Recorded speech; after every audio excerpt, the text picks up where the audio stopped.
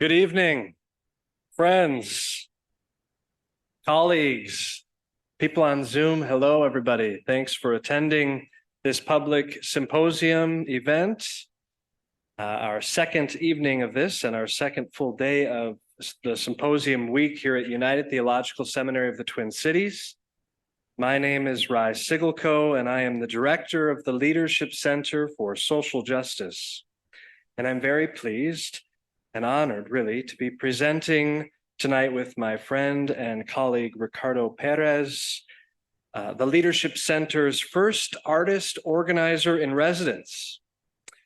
Ricardo's presence with us tonight and throughout this year is another chapter in United's long tradition of bringing theology and the arts together with struggles for social justice. So this is another chapter, and we're thrilled to have Ricardo a part of our seminary this year.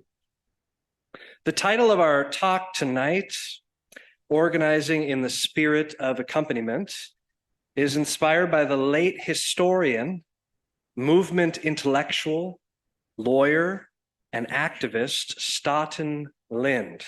Might be a new name to you. That's Staaten, who died this past fall, and that's his wife, Alice Lind.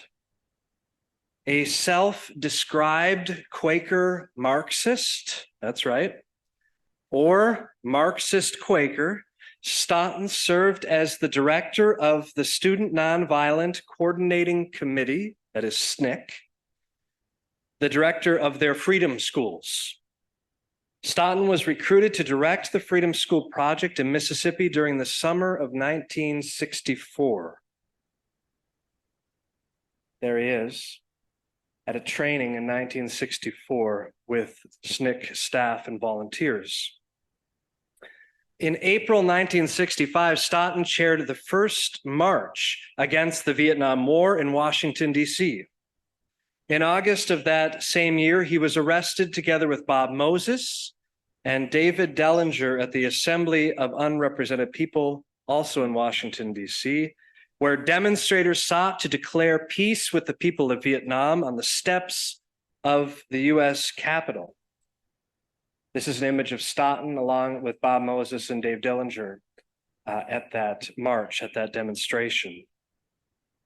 His involvement in political resistance against the war would cost Staaten his post at Yale, and later he became blacklisted from the academy altogether. Staaten and his wife Alice decided then to become lawyers, working in service to the labor movement alongside steelworkers in Youngstown, Ohio, and later, after the steel mills closed and a supermax prison was erected nearby, they put their legal expertise in service of incarcerated people. They lived a remarkable life. In 2012, Staaten wrote a marvelous little book that I highly recommend called Accompaniment: Pathways to Social Change, which reflects on the social movements of the 20th century in which he played such a pivotal part. The book has a simple, but no less provocative thesis: that most, not all, of the movements of the 1960s suffered from a mistaken and superficial conception of social change that we called organizing. That's a quote from Staaten's book.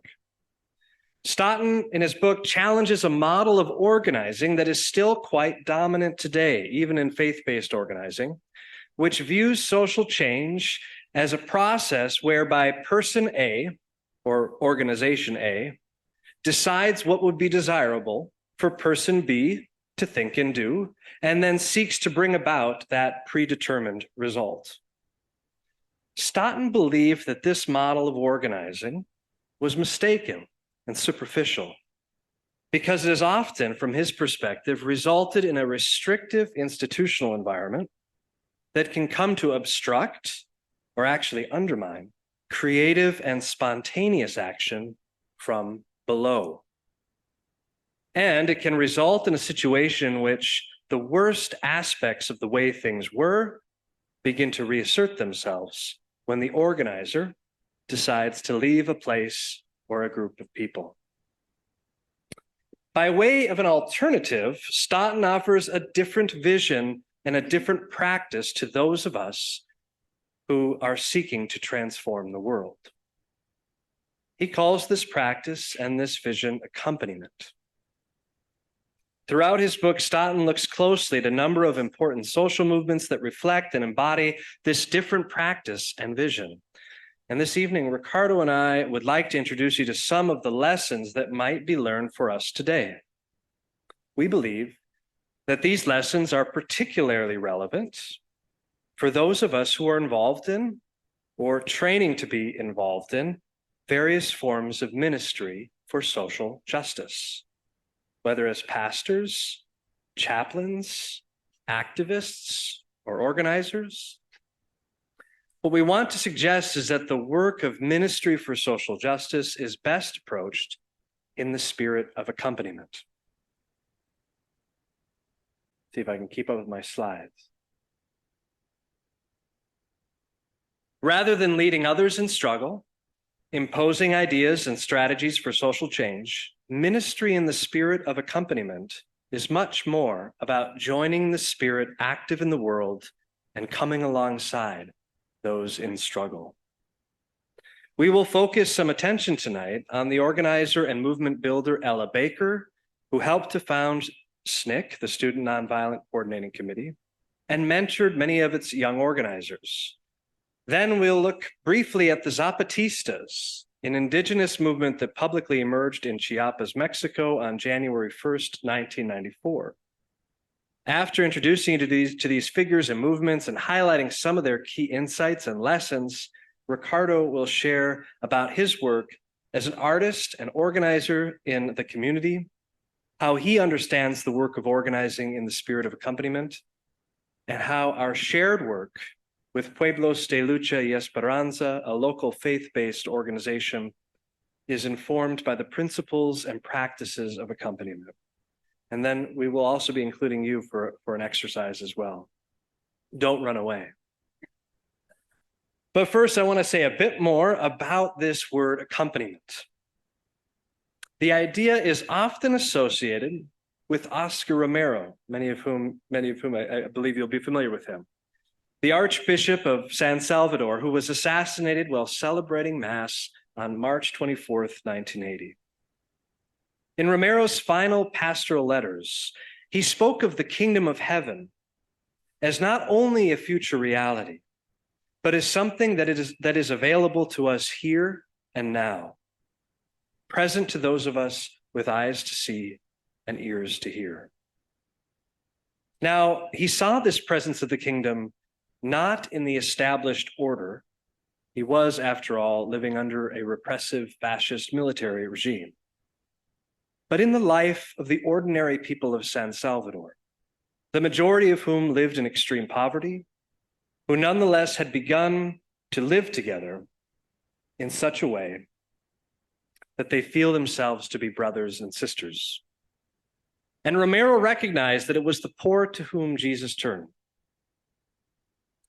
Quote, he united himself with, defended, and encouraged all those who in his day were on the margin of society: sinners, publicans, prostitutes, Samaritans, lepers. For Romero, the kingdom of heaven then emerged in history not from above in the halls of power, whether political or ecclesiastical, but from below among the poor and dispossessed. Romero believed that the ministerial task is to accompany those in the struggle for life and together to oppose the structural forces of death for the sake of that new world. To minister in this way, as another Salvadorian theologian once put it, is to begin to face reality, to take hold of it, and to allow ourselves to be carried by reality. For the sign of the kingdom of heaven is always, in the words of Ignacio Ellacuría, the historically crucified people, which remains constant, although the historical forms of crucifixion are different.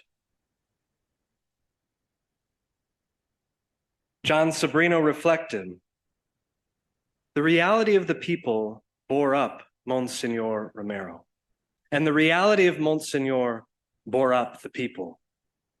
They bore each other up in life and in death for the sake of another world. This bearing with one another is what Romero called accompaniment. The late physician, Dr. Paul Farmer, a groundbreaking practitioner and thinker in a field now known as social medicine, and founder of the organization Partners in Health, was inspired by Romero's life and witness. In a commencement address he delivered at Harvard in 2011, Farmer repeatedly used this word, accompaniment, to describe what he had learned in his work in Haiti. He wrote, accompaniment means just what you'd imagine and more. To accompany someone is to go somewhere with him or her, to break bread together, to be present on a journey with a beginning and an end. We're almost always unsure about the end, and so there is an element of mystery, of openness in accompaniment. I'll go with you and support you on your journey wherever it leads. I'll keep you company and share your fate for a while. And by a while, I don't mean a little while. Accompaniment is much more about sticking with a task until it's deemed completed by the person or people being accompanied, rather than by the accompanier.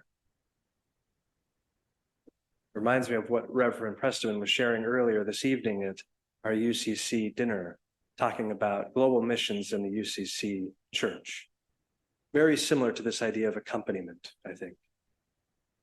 Farmer's address consists of a number of illustrations of accompaniment, but one of the things he emphasizes is the importance of physical proximity to the work of accompaniment, reminding us that the Latin roots of this word accompaniment are being together.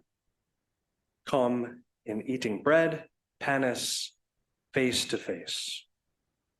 Being together, face to face. Now I want to turn to Ella Baker, the work of SNCC and their relationship to African-American people who lived behind the so-called Cotton Curtain in the Deep South. For me, their work is an illustration of organizing in the spirit of accompaniment. SNCC was born out of radical student activity in the early months of 1960. Which began when 4 Black college students walked into a Woolworth store in Greensboro, North Carolina, and sat down at a whites-only lunch counter and refused to move. After several days of actions and in the face of intense hostility, intimidation, and physical violence, the store gave in to their demands. News of this dramatic, confrontational, and successful form of direct action began to spread like wildfire across the nation. And before long, several thousand young Black people were performing similar demonstrations in more than 100 different cities. The demonstrations caught the attention of civil rights organizers everywhere, and established organizations like Martin Luther King Jr.'s Southern Christian Leadership Conference, or the SCLC, we're looking for a way to harness the energy of student activity through the creation of a student wing that could be perhaps incorporated into the work of the SCLC. But Ella Baker, who at the time was serving as the executive director of the SCLC, King's organization, she had other ideas. Perceptively seeing that the moment could be catalyzed into a movement, Baker organized a conference for student leaders and activists to gather and converse about their experiences and their ideas for future actions. This conference took place at Shaw University in Raleigh, North Carolina, which was also Ella Baker's alma mater, in April 1960s. So she organized this very quickly. Some 200 students from all over the country came to the conference. Against the wishes of the SCLC, Baker urged the students to consider creating their own independent organization. Baker had political goals of her own, of course, but she knew that she needed to remain open and careful not to alienate these students. After all, as she had said in the spring of 1960, there was absolutely no basis for these students to embrace me with open arms. It's hard for us to imagine not embracing a figure like Ella Baker, but in those days, there was no reason, right? They didn't know Ella Baker. She did not want to rush things or overwhelm these students with her ideas. Instead, she created space for student leaders to meet with one another, share their experiences in the sit-ins, the struggles of their respective contexts, and to compare notes, share analysis, share their passions, their desires, their hopes and dreams, and explore possibilities for a way forward. As Baker's biographer, Barbara Ransby, put it, it was the radical youth Baker was concerned with. She wanted to preserve the brazen fighting spirit the students had exhibited in their sit-in protests. She did not want them to be shackled by the bureaucracy of existing organizations. At this early stage, the nascent political ideas of the students were not much more radical than those of the SCLC's leadership. However, Baker saw enormous promise in their courageous actions, their creativity, and their openness to new forms of struggle. And she wanted to give them the space and freedom for that potential to develop. Yet Baker also knew that these students needed guidance, mentorship, training, and perhaps more importantly, connections, relationships. And she knew that their youthfulness was no guarantee for political radicalism or effective leadership.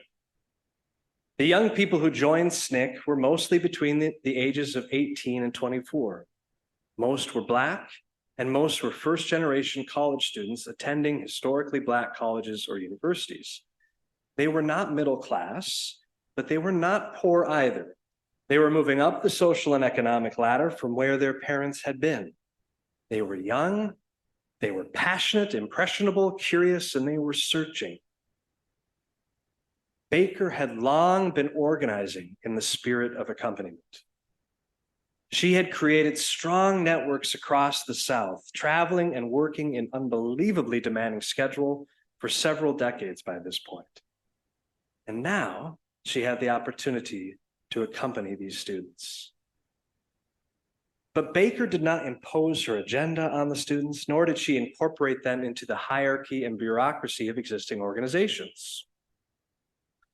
Instead, she met the students where they were at. She listened more than she talked. Much of her teaching and mentorship happened in the form of posing questions, not telling people what to think or do, but asking critical questions that could lead the students to the root of an issue or a problem. She emphasized the importance of conversation, debate, and coming to a consensus. She maintained a radically democratic vision in which those at the bottom of the social, political, and economic hierarchies were not only included in decision-making, but privileged. She helped students see that the sit-in movement was bigger than a hamburger, as she put it, or even a giant-sized Coke, and that a full-time commitment to the struggle would be required of them if they wanted to scourge America, quote, of racial segregation and discrimination, not only at lunch counters, but in every aspect of life. She also helped the students see that their involvement in the Black freedom struggle was not merely a domestic issue, but one that connected them all across the globe to anti-colonial, anti-imperial, and anti-capitalist struggles. Baker had become critical of the SCLC's style and understanding of leadership, especially this idea that people should follow and look up to a charismatic leader, which of course usually meant a male minister. In truth, Baker had a different understanding of revolutionary leadership and power and where it comes from. To build another world, Baker thought, to defeat white power, we must defeat plantation power. And to do that, we must go to the roots. The struggle must be radical, which means that power must be built from below by those most impacted by the plantation regime. And that meant that the Deep South must be the primary focus of organizing for systemic change, and that organizing must begin at the grassroots among the people. One of the people that Ella Baker organized in the spirit of accompaniment was a young man named Bob Moses, who became one of the most important SNCC leaders. There's a picture of young Bob in 1964. Moses was from Harlem and had been working as a math teacher and at an elite private school. He had also studied in philosophy at Harvard University. Awakened into action by the sit-ins, Moses had gone down to Atlanta to work with the SCLC. When Moses met Baker, he was immediately struck by how much time she took to listen to him and really get to know him. This is what he said about Ella Baker. He says, Ella Baker made time for me to come in, sit down, and talk with her. She asked me about my upbringing, my thoughts on Harlem, my entrance into the movement. Her interest in me was what struck me. It was in marked contrast to that of Dr. King. Miss Baker was actually talking to me. I felt that this first conversation had seemed important enough to her that she had made time for it. It was not something that she had just squeezed into her busy schedule. She was frank as well as intelligent. Her interest in me, I think, was something I needed because reaching out to really probe into personal things isn't a particularly strong point of mine. But this style was part of what we learned from Ella Baker. If you really want to do something with somebody else, really want to work with that person, the first thing you have to do is make a personal connection. You have to find out who it is you're working with. These are simple lessons, perhaps, but they were profound and they are profound. You have to find out who it is you're working with, make a personal connection. In a sense, Bob Moses embodied Baker's leadership style in his role with SNCC. He was practical, quiet, relational, thoughtful, and analytical. Like Baker, he refused the spotlight of the media and believed that organizers should approach the communities in which they worked with deference and humility. He learned from Baker that organizing must begin with relationships, and that to get at the root of things, one must work alongside the people at the bottom, listening to their stories, trusting in their capacity to become leaders and agents of social change. And this is what Bob Moses and the young Black students of SNCC who traveled to Mississippi in the summer of 1961 would try to do. SNCC had been invited to take part in a voter registration movement by a man named Amzie Moore, a Black Mississippian and war veteran who knew and trusted Baker, and who had long been involved in community-based efforts. There's a picture of Bob Moses there on the left. Hollis Watkins, you can see he's the fourth or fifth one in, recently died. He was one of the first people that SNCC organizers recruited, who was actually from Mississippi. He recently passed away. He had a beautiful, beautiful voice. Google Hollis Watkins and music, and he had a beautiful voice and did wonderful things in Mississippi.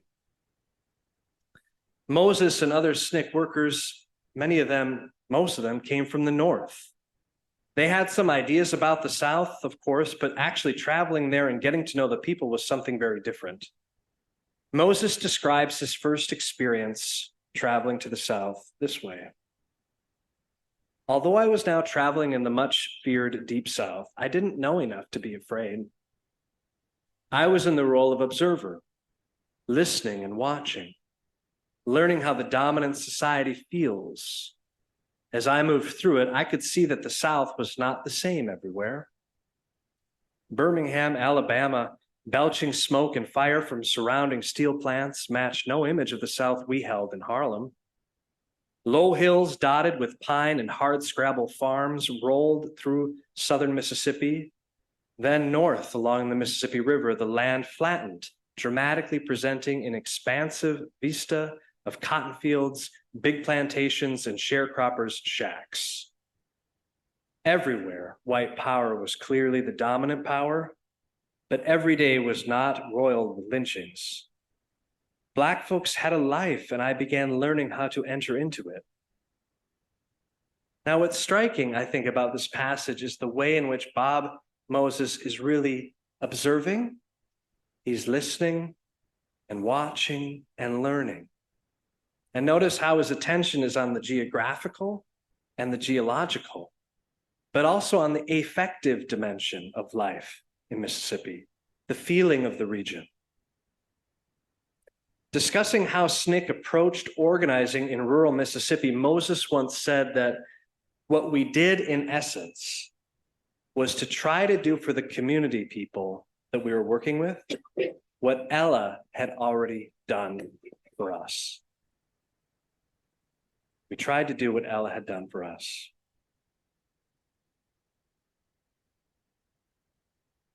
The work in rural Mississippi was not easy and it was not glorious. It involved knocking on doors day in and day out and usually getting those doors slammed right back in your face. It involved showing up to church on time every Sunday, even when church was not where you wanted to be, and when ministers were often the most difficult to work with. And when white folks caught wind of what you were doing, you would face verbal and physical harassment, threats on your life, or worse, threats on the lives of those you were trying to organize. It involved getting beaten up and arrested by the police, and for some it meant death by bomb or shotgun. Despite these daily risks and despite all the abuse, SNCC organizers describe their experiences as life-transforming and life-affirming. The dominant experience was actually not slammed doors.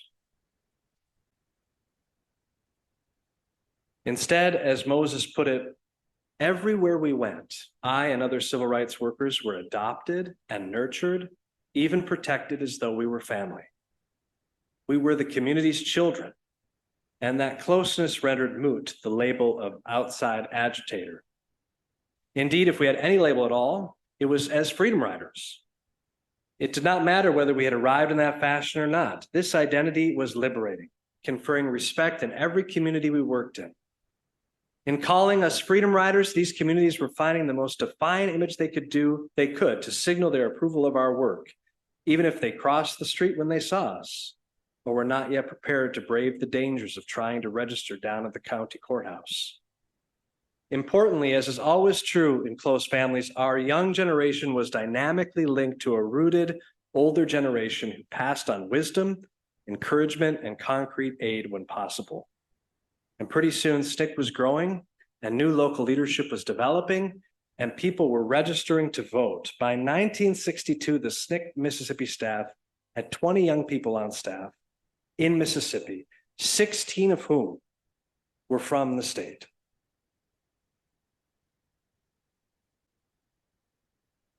Now, I want to introduce you to a different group, the Zapatistas, and why I think they offer us another illustration of organizing in the spirit of accompaniment. The Zapatistas first came into public view on January 1st, 1994, 30 years after the formation of SNCC, when thousands of indigenous Mayan people rose up in arms in Mexico's southeastern state of Chiapas. They stormed City Hall, burned files, liberated something like 230 prisoners, political prisoners, and occupied police centers. On that day, the Zapatistas declared their resistance against centuries of brutality, exploitation, dispossession, oppression, and brutality. Ya basta, they said. Enough is enough. They said this in their first declaration from the Lacandon jungle. Far from coming out of nowhere, they announced that, quote, "We are a product of 500 years of struggle. We have been denied the most elemental preparation so they can use as cannon fodder and pillage the wealth of our country." They can use us as cannon fodder. They don't care that we have nothing, absolutely nothing, not even a roof over our heads, no land, no work, no healthcare, no food, nor education, nor are we able to freely and democratically elect our political representatives, nor is there independence from foreigners, nor is there peace, nor justice for ourselves and for our children. The they was a reference to the new iteration of abuse and neglect by the Mexican state, especially President Salinas' full embrace of neoliberal economic policies signaled by Mexico's participation in NAFTA, the North American Free Trade Agreement, which came into effect on the same day of the uprising. The timing was purposeful. 2 years earlier, the Mexican government had amended Article 27 of the Constitution, which had permitted the sale of communal village lands, or ejidos. Ostensibly, of course, the idea was to stimulate economic growth through foreign investment, but in reality, it forced indigenous people to sell off their communal lands.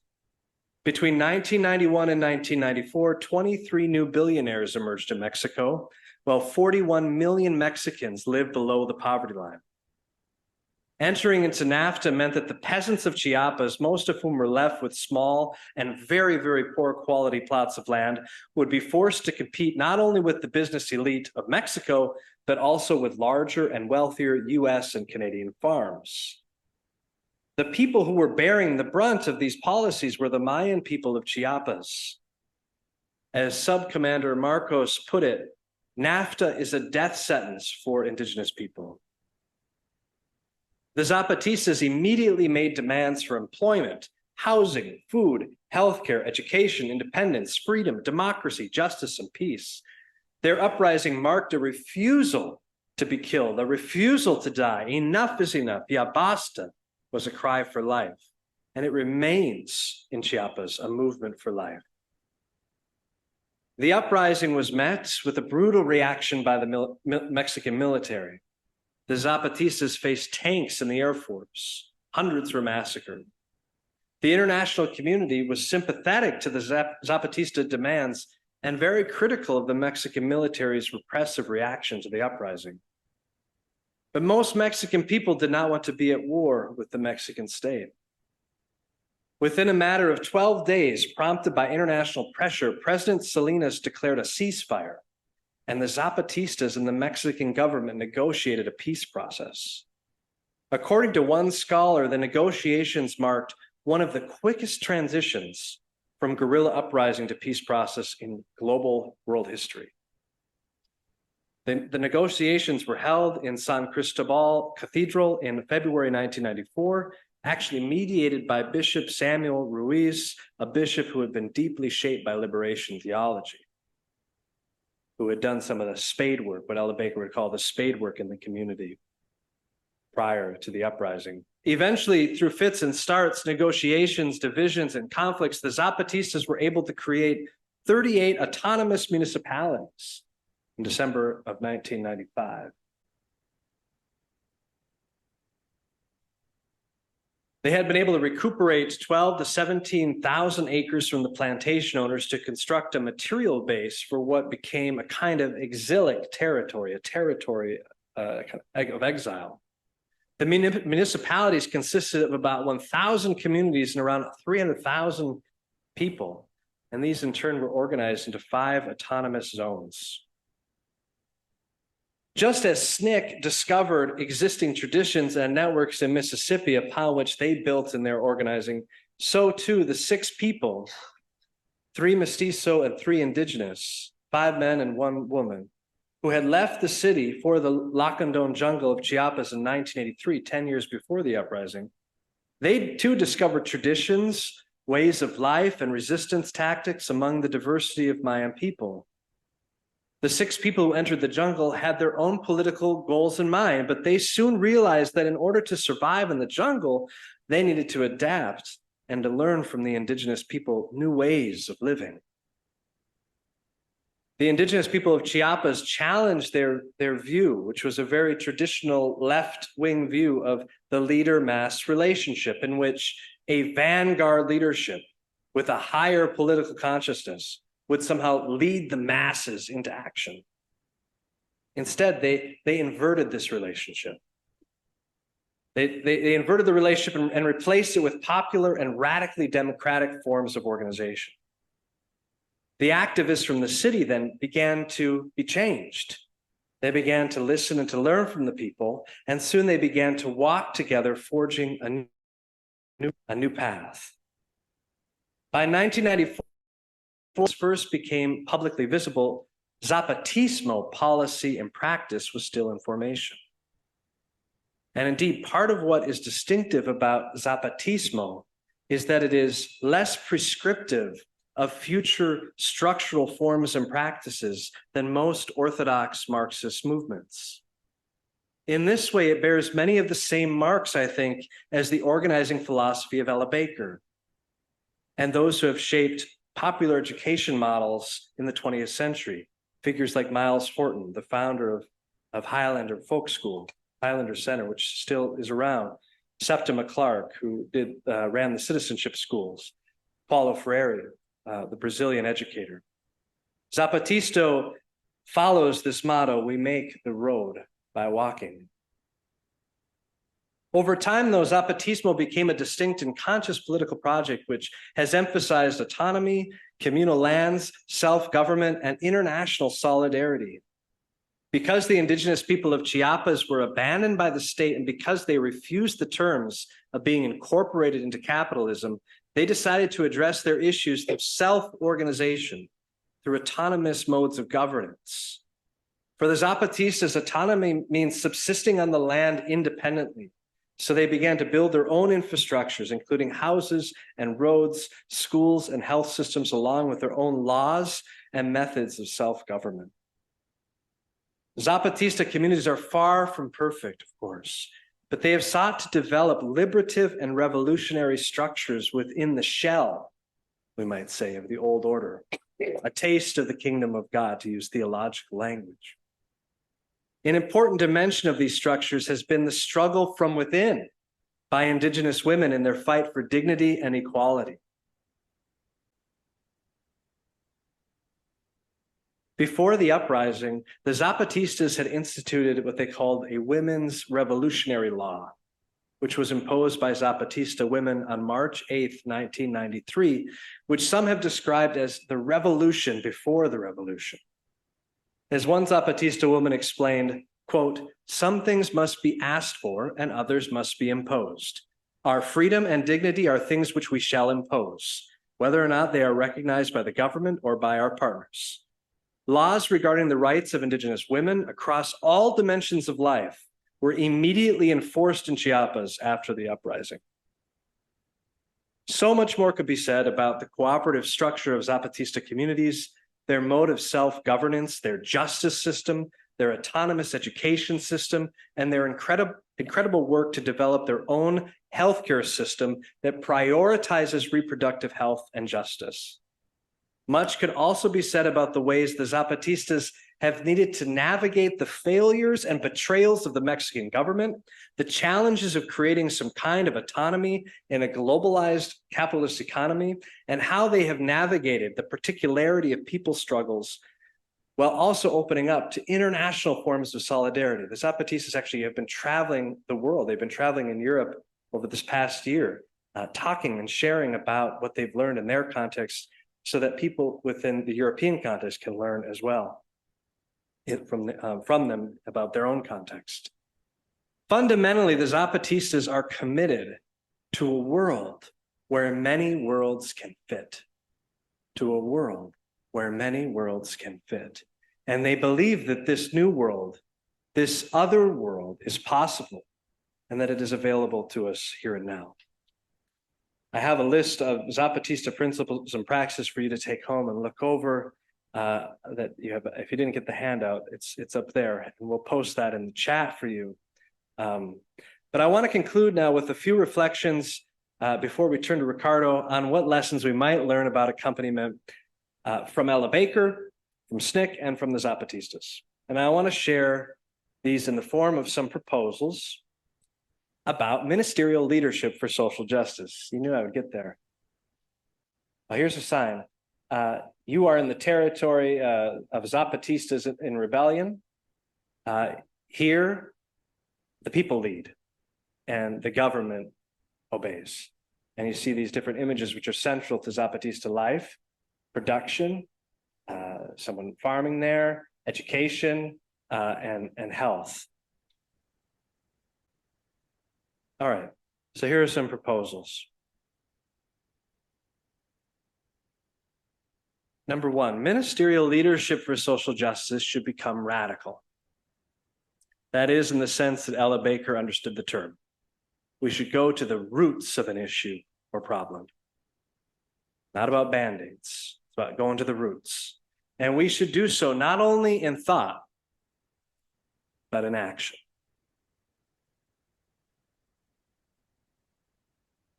Two, ministerial leadership for social justice should be committed to accompanying people at the grassroots. What are the struggles and hopes of the people, and how do we walk together toward justice and freedom? Three, ministerial leadership for social justice should listen, learn, and be guided by people from below. From the people at the bottom of the economic, social, and political hierarchy, at the grassroots, and it must put its trust in the capacity of ordinary people to lead. The church is not the vanguard of the Spirit. The church is rather to join the Spirit already active in the world from below, to put it in theological language. Four, ministerial leadership for social justice should move to the left. That is, it should be oriented toward a broad vision of the kingdom of heaven, where the earth truly becomes a common treasury for all. Or as the Zapatistas put it, a world in which many worlds can fit. From below and to the left. Five, ministerial leadership for social justice should be committed to building intentional relationships and meeting people where they are at. Not to impose a top-down agenda, but to partner with people in struggle on a journey and to learn the way forward by acting together. Six, this is the last point. Ministerial leadership for social justice should be willing to take risks in the struggle for life and to act out of love, which involves a commitment to taking the crucified down from the cross, ever open to revision and self-criticism. Ricardo, now it's your turn. All right.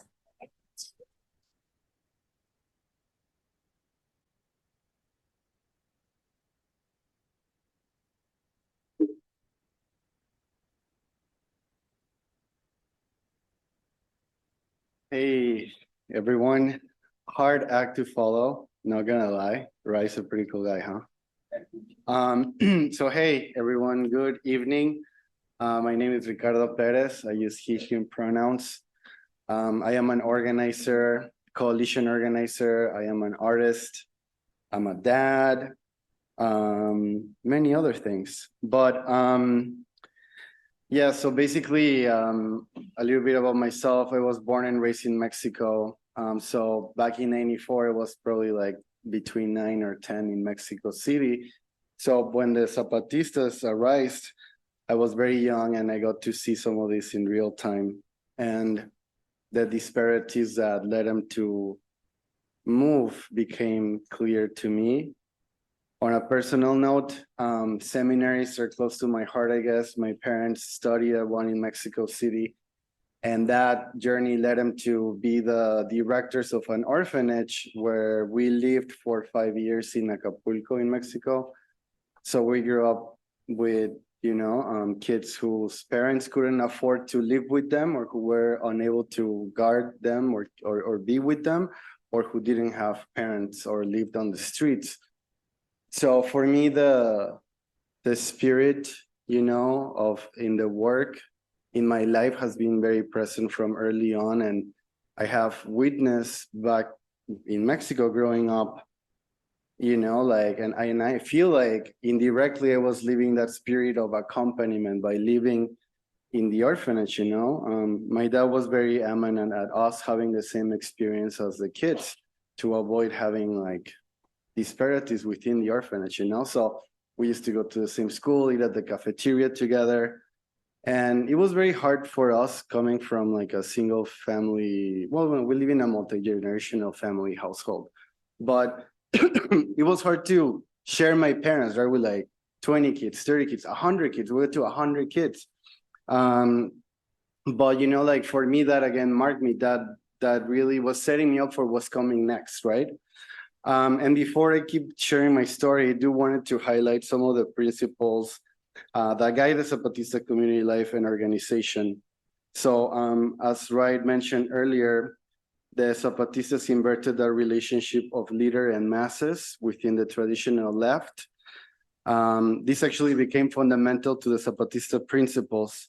Zapatistas emphasize consensus decision-making and leading by obeying, or mandar obedeciendo, which, by the way, if you're a Spanish speaker or are curious, I invite you to check out the, well, they're here in Spanish, but in Spanish, they're almost like poetic, you know, it's a play on words, which to me really talks about the wisdom of indigenous people and how simple it is.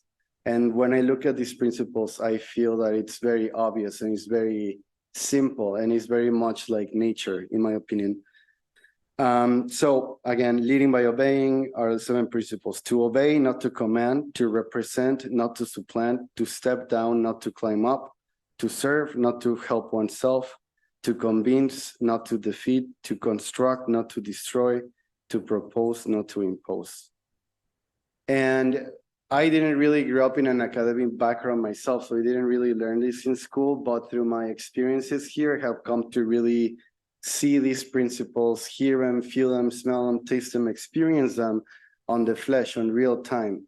Like, this is not something someone told me, but I have seen this happening. And as we saw examples today of the past and the near past and some other people, this is something that's happening right here, at least in the Twin Cities. I know some of you might not be from around here, but I'm sure that if you look around, you'll find something like this, right? This is happening near you. So for me, organizing is about building power, right? Is the idea that many become one and one becomes many. And you might see the meme or the image, you know, I am a millennial, I guess, but where there's like these fishes who are running away from a shark. Have you seen it? And then in the other image, all of the little fishes like form a giant fish that's now chasing the shark away. So to me, that's really like the definition of organizing, right? And the shark is capitalism and white supremacy. So, you know, for me, that's what organizing is about. And, you know, building power as an immigrant in this country, my experience might be something unique, but to see my parents' experience moving into this country and struggling to do anything really, I don't know, marked me, you know, because the people that were the leaders in my house now were very vulnerable in this country, where they couldn't speak the language, where they didn't have an ID, where they just didn't know how to be successful or to function as well as they did in their back in Mexico, you know. By the way, I don't know how much time I got, but let me know if I need to speed it up or whatever. Anyways, so I moved here, my parents moved here. I was looking at all these situations, you know, and at the same time I was trying to be independent. So I started interpreting and translating, as language was one of the skills that I wanted, or that I felt I could lean to become independent. And I started working for Ramsey County Human Services Department. Cool. Sorry. Oh yeah, there you go. All right. So so I started working there as an interpreter, and this office is basically like a public assistance office where, as you can see in the computer there's a system where you like have people's notes and cases, and I work with financial workers, with you know, social workers, with child protection, like a bunch of stuff in this Spanish interpreter. So I used to interact and to interpret like hours in all these really interesting settings. And as an interpreter, when you get trained, they teach you to be invisible, right? the best interpreter, you cannot see them. It's like a window, they tell you. You're there, but you're not there. Communication flows between language A and language B and language B and language A. And that's the best. I do a good job, I go home, right? But I was listening, I was paying attention, and I noticed the common denominator that the community that I was interpreting for experienced oppression at every stop of their journey since they got to the border up until I got to interact with them. There's a lot of single women who had young children, were pregnant, didn't have an ID, didn't have anything, you know, like, can you imagine like being there and then someone walks up to you and they're carrying that, you know, like, and I saw that everywhere all the time, you know, where the point where I was upset, like, why are people coming here? And then I started wondering, why am I here? I started seeing myself reflected in my people, in my community. So for me, accompaniment wasn't about looking up towards down, but it was realizing that I was down there alongside my people, that we were all victims of the same oppression, of the same evil. And even though I had it a bit different, the oppressor didn't make a difference when they looked down at us, you know? So, you know, through this interpreting journey, like, I started being really good and I started getting gigs outside of the building. And in one of these meetings, I encountered a very interesting situation that really changed many things for me, or everything, you know. I was at the city of Bloomington. It was a meeting with a community that live in a manufactured home community, and they were about to lose their homes, because when you live in a manufactured home community, sometimes refers to a trailer park, that's not good.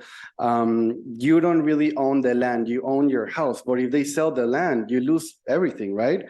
And this disproportionately impacts immigrant Latino community.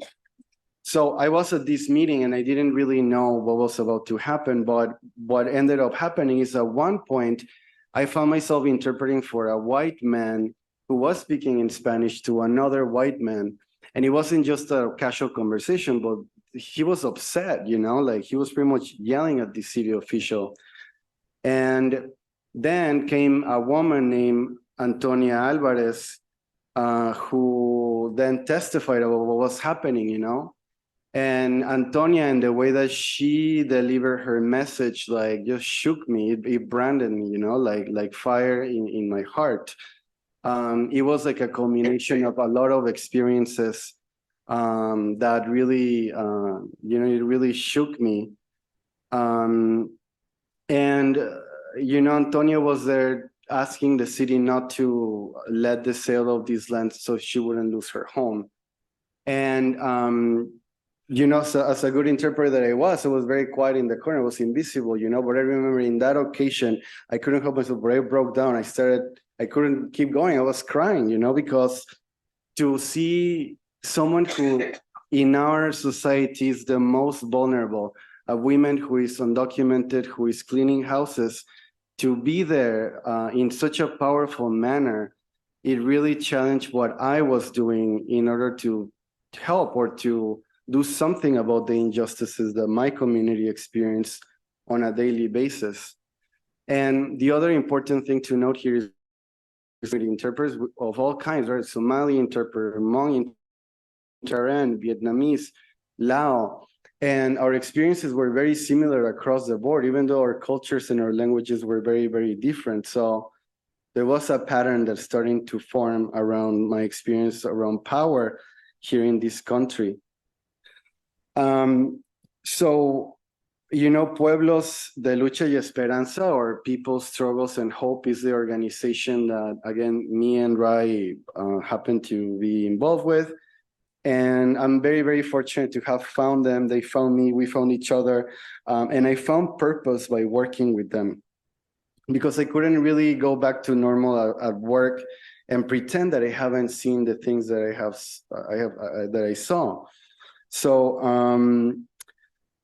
so all that to say, maybe we can show some. Oh, there we go. So, anyways, these pictures here. So to the left, and again, I'm an artist, so I tried to bring some art into the slides, but to the left is a mural that we painted during the uprising here in Minneapolis in 2020. And we wanted to work with advocates there. we took photos there in the mural. So it's a little bit of art for you.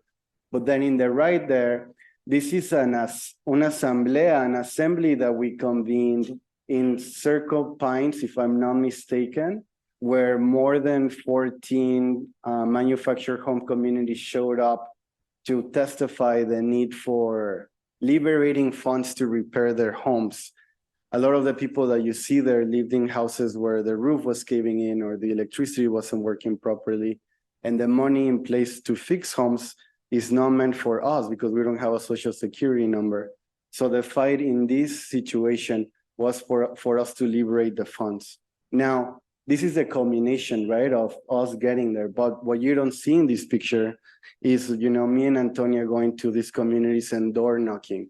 We will need to find the priests that live in the community because they would be the safe person to go to help us navigate the community. They would take us from home to home. And then we would tell people, we heard that you're struggling. There's issues happening here. We're going to have a meeting. And we will call it. And we would apply some of these principles into how we deploy the meeting, into how we hold the space, into how we make decisions, and who we want to empower.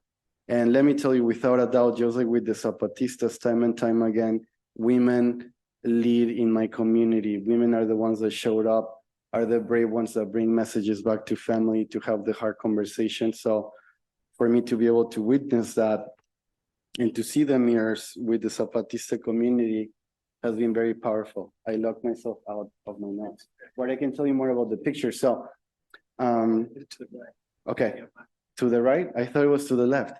But so just another picture here real quick. And in there is like Senator Patricia Torres Rey, like there's like, when you organize, people listen. And what we say is when we fight, we win, right? And I am a dad and I love my kids and I do bring them everywhere. So in there, I wanted to show my little daughter who's now 5, but Ramona is there in the meeting with me because again, this is like a family business and Ramona inspired by the Zapatistas as well, as there is a commander named Ramona. So, the other thing I want to know real quick here is like, when you think about my community, for me, it's been really cool to see that a lot of the times I go out into communities, where are my people? It's like, okay, like Mercado Central, maybe over here. But like, if you go to a church on a Sunday, like as an organizer, holy smokes, it's like, that's a gold mine, right? We have 150 people, like we can't fit in the room. It's incredible, right? That's where my people are at. They're so loyal and so faithful and so spiritual, And it's so interesting for me to be in churches like Ascension Church, a session church in North Minneapolis here in the Twin Cities, and see a church that has this tainted glass, like stained glass. And I'm not kidding, it's kind of not comical, but it's interesting.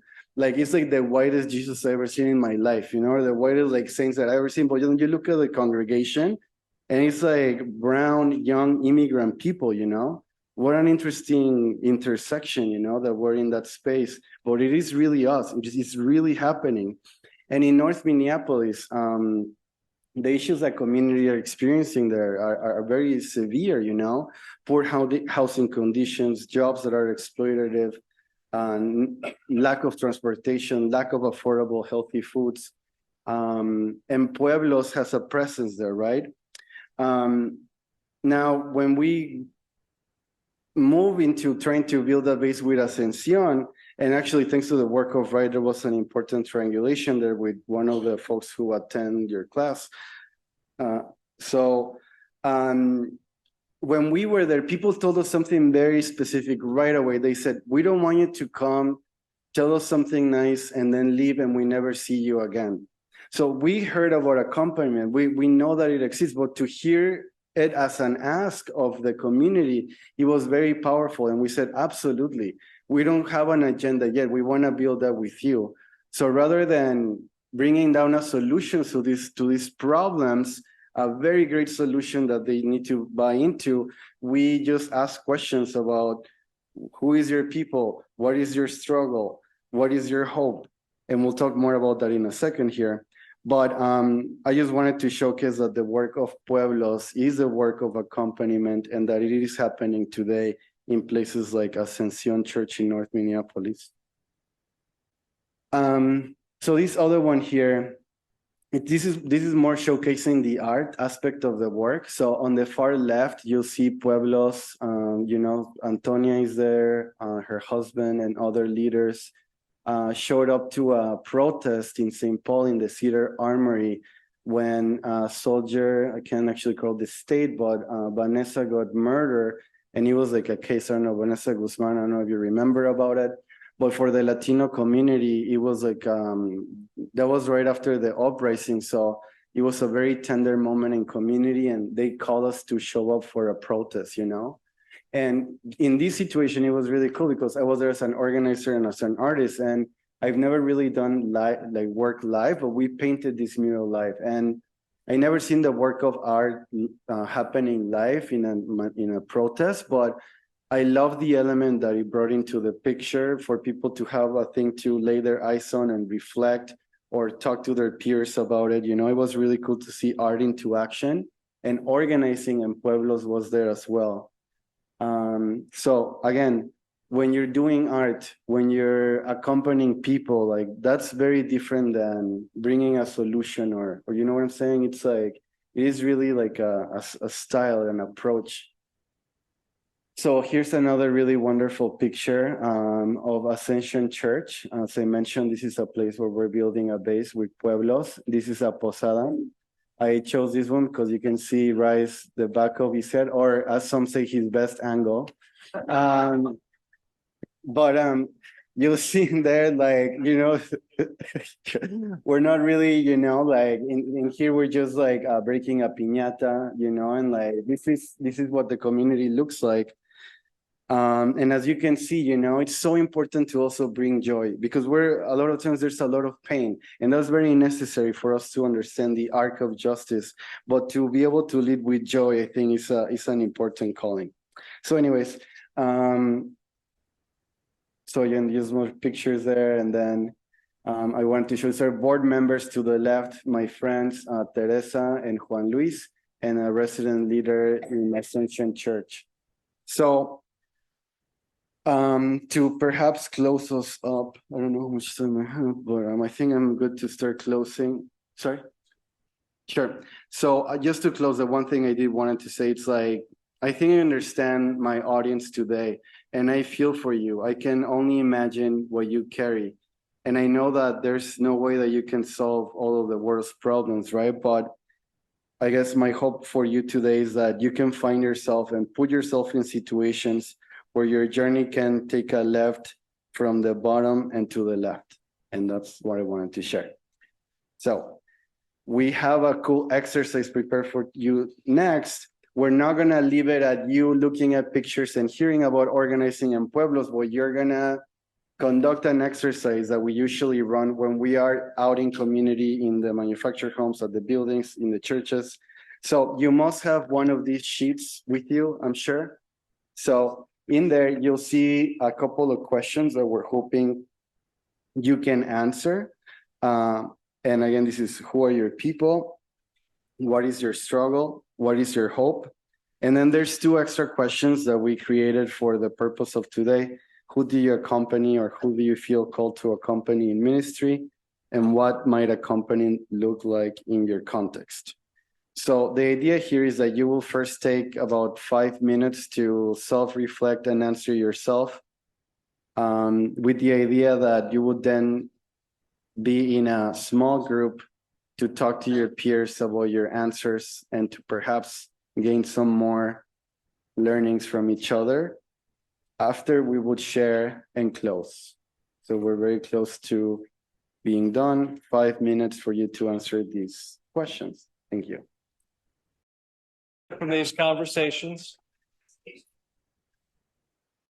But I am going to, and I would love to hear from some of you, some of the groups, what it is that is kind of coming up for you in these conversations. Specifically, I think I would like to hear, given the theme for tonight on accompaniment, your answers to the last couple questions, which, perhaps might be related to the first three questions.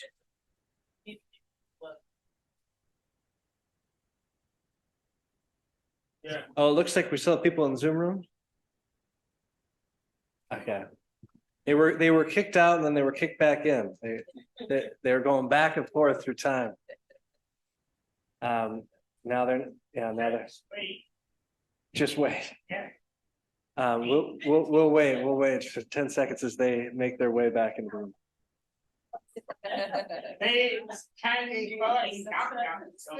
I don't know, is there? Knock knock. What?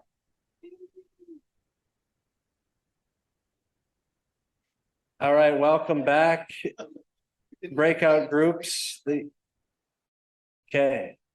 So we just wanted to take a few minutes, especially the last two questions, your answers to the last two questions on accompaniment. Who do you accompany, or who do you feel called to accompany in ministry?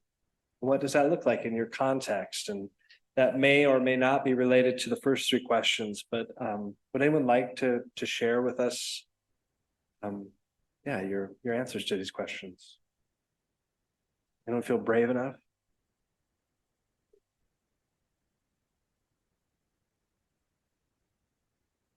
Been working on these answers for 2.5 years now. Better have something to say. Yes. Who do you accompany? Well, yes, I'm feeling called to accompany. My people, are like white European Catholics who grew up in a small town America and were predominantly conservative. And but I feel called to be working in Christian congregations, starting.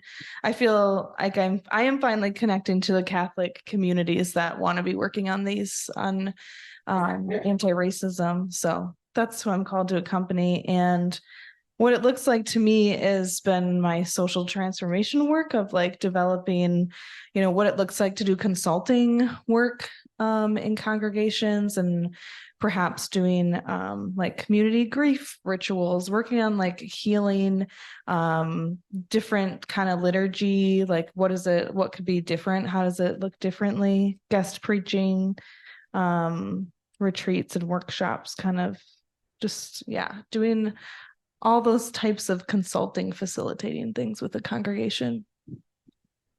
Thanks, Bridget. And we have Kate on the Zoom line. So Kate, the floor is yours. Kate. Hi.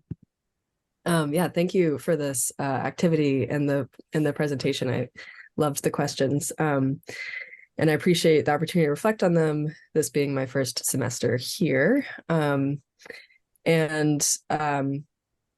The kind of larger vision, I guess, I have for ministry or the chaplaincy I enter would be supporting people who are earth workers or farmers in navigating climate grief. And so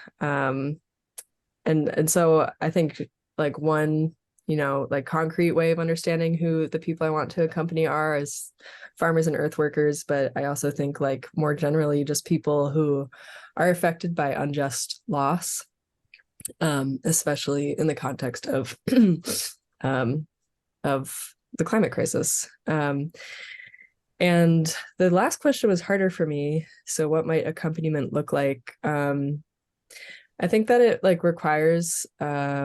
require like opening myself to loving a place and being in it long enough that I can also then show up to loss that people are experiencing when that place changes or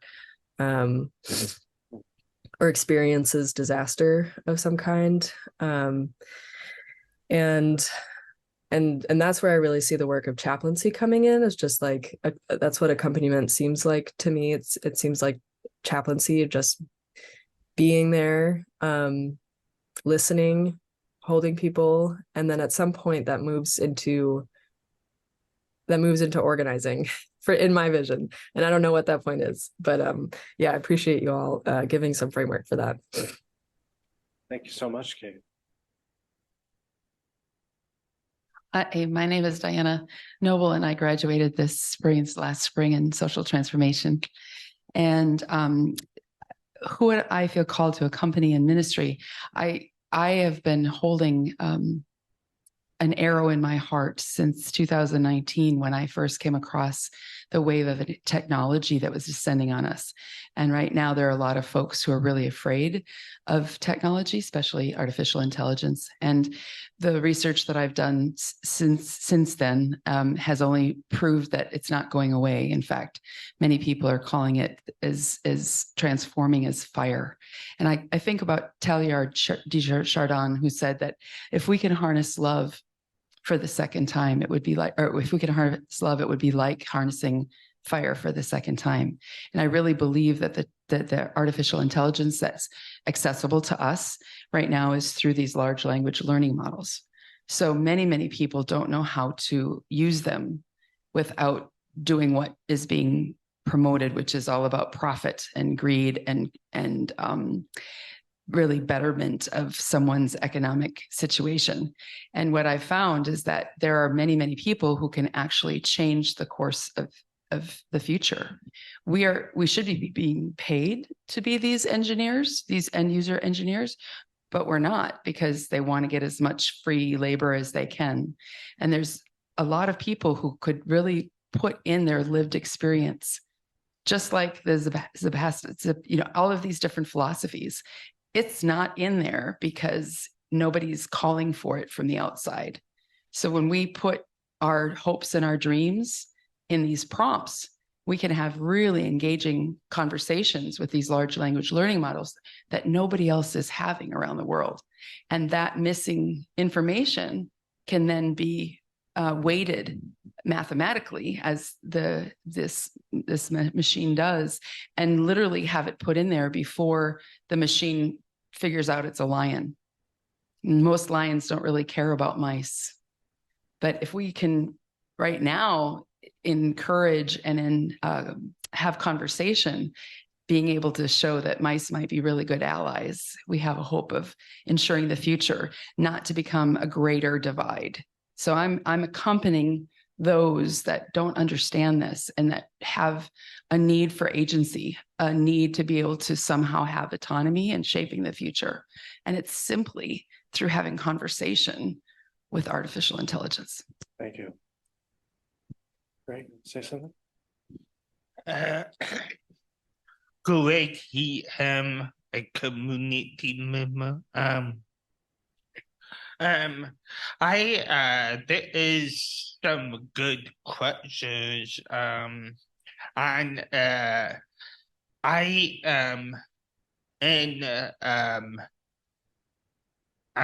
it relates to like my journey with accepting myself as disabled, where I spent a decades-long process.